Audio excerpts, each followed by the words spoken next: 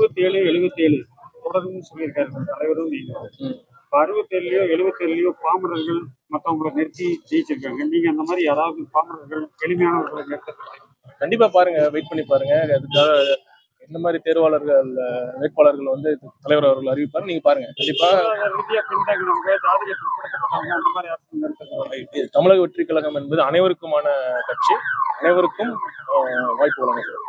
பிறப்புக்கும் எல்லா உயர்த்துங்கிறது உங்களோட கொள்கையை சொல்லியிருக்கீங்க. ஆமா, நாளைக்கு தேர்தல்ல இடஒதுக்கீடு இல்லாத தொகுதிகளில் தாழ்த்தப்பட்ட பிரிவினர்கள் அல்லது இவங்களை நிறுத்தத்துக்கு வாய்ப்பு. வெயிட் பண்ணி பாருங்க எப்படி இருக்கும். கண்டிப்பா பிறப்புக்கும் எல்லா உயிர்க்கும் என்ற கொள்கையின் அடிப்படையில் வந்து அனைத்து கட்சியின் அனைத்து செயல்பாடுகளும் அது மாதிரி இருக்கும். அதிமுகவை சேர்ந்த முன்னாள் எம்எல்ஏ, முன்னாள் அமைச்சர் செங்கோட்டையனை பொறுத்த அதிமுக ஆதரவாளர்களாக டிவிக்கு வராங்க. அதிமுகவை குறிவைக்கிறது தான் டிவிக்கோட இதா. தமிழக வெற்றி கழகத்தின் குறிக்கோள் வந்து ஒரு நல்ல ஆட்சி, தூய ஆட்சி அமைய வேண்டும் என்பதற்காக தான். இதை வந்து இந்த நோக்கத்தை புரிந்து கொண்டு யார் வெற்றி பெறுவார்கள் என்பதை தெரிந்து கொண்டு மக்கள் வந்து இணைகிறார்கள். எங்கள் கொள்கையை ஏற்றுக்கொண்டு, எங்களின் அடிப்படை கோட்பாடுகளை ஏற்றுக்கொண்டு, எங்கள் லட்சியத்தை எங்கள் நோக்கங்களை ஏற்றுக்கொண்டு வருவர்களை நாங்கள் கண்டிப்பாக அரவணைப்போம்.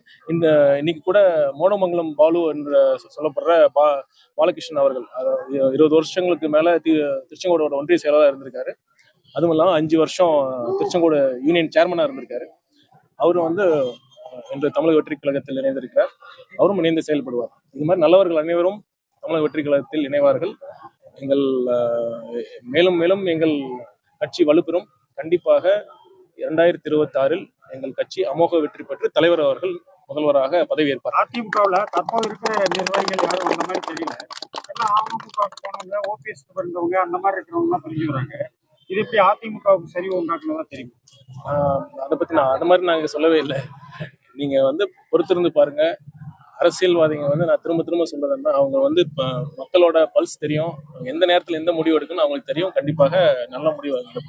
இல்ல, கோமாத்தேக்க ஈஸ்வரன் சொன்ன மாதிரி டிவிக்கே அதிமுகவுக்கு தான் பிரிவிச்சு கை நவுத்துறாங்கிறது ஒரு குற்றச்சாட்டு சொன்னாரு. இப்ப அப்படி பார்த்தா முன்னாள் ஓபிஎஸ் ஆதரவாளர் ஜேசிடி பிரபாகரன் இன்னைக்கு இணைஞ்சிருக்கிறாரு. தொடர்ந்து அதிமுகவுடைய முன்னாள் ஆதரவாளர்களாவே இப்ப நீங்க சொன்ன ஒன்றிய செயலாளர் கூட ஏற்கனவே அமமுகவுக்கு மற்ற கட்சிக்கு போயிட்டு இருந்தாங்க. அதாவது நாங்க வந்து யாரை குறி வைக்கிறோம்னு மக்களுக்கு தெரியும். எங்களோட பிரதான எதிரி யாருன்னு நாங்க ஓப்பனா டிக்ளேர் பண்ணிட்டு, எங்களோட கொள்கை எதிரி யாரு, அரசியல் எதிரி யாருன்னு டிக்ளேர் பண்ணி நாங்க பண்ணிட்டு இருக்கோம். எங்க தலைவர் சொன்ன மாதிரி நாங்க எதிர்க்கணுங்கிறதுக்காக எதிர்க்க முடியாது. நாங்க எங்களோட எதிர்ப்புல ரொம்ப தெளிவா இருக்கிறோம். இந்த ஆளும் கட்சி, இந்த தீய சக்தியை தான் நாங்க எதிர்க்கிறோம்.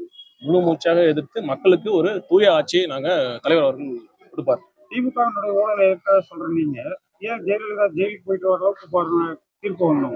அவங்களை பத்தி எதுவுமே இதை பத்தி பேசியாச்சு. நிரந்தர முதல்வரா விஜய் இருப்பாருன்னு சொல்லி இன்னைக்கு ஒரு பேட்டி கொடுத்திருந்தாரு. அதுக்கு அமைச்சர் சாமிநாதன் வந்து இது ஒரு நகைச்சுவையான ஒரு பதில் அப்படின்னு சொல்லியிருக்காரு. அதை எப்படி பாக்குறீங்க? எப்படி நகைச்சுவைன்னு சொல்றாரு? அவருக்கு தான் அது நகைச்சுவா தெரியும்.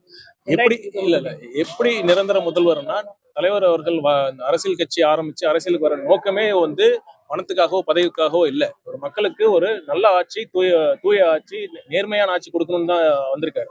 அந்த மாதிரி நேர்மையான ஆட்சி கொடுக்குறப்ப கண்டிப்பா மக்கள் திரும்ப திரும்ப தமிழக வெற்றி கழகத்துக்கு வாக்களிப்பாங்க. அந்த அடிப்படையில் தான் கண்டிப்பா வேற யாருமே இந்த மாதிரி அவங்க நினைச்சாலுமே நல்லது பண்ண முடியாத சூழல்ல தான் மற்ற கட்சிகள்லாம் இருக்காங்க. அதனால கண்டிப்பா அண்ணன் அவர்கள் சொன்னதுல நானும் உடன்படுறேன்.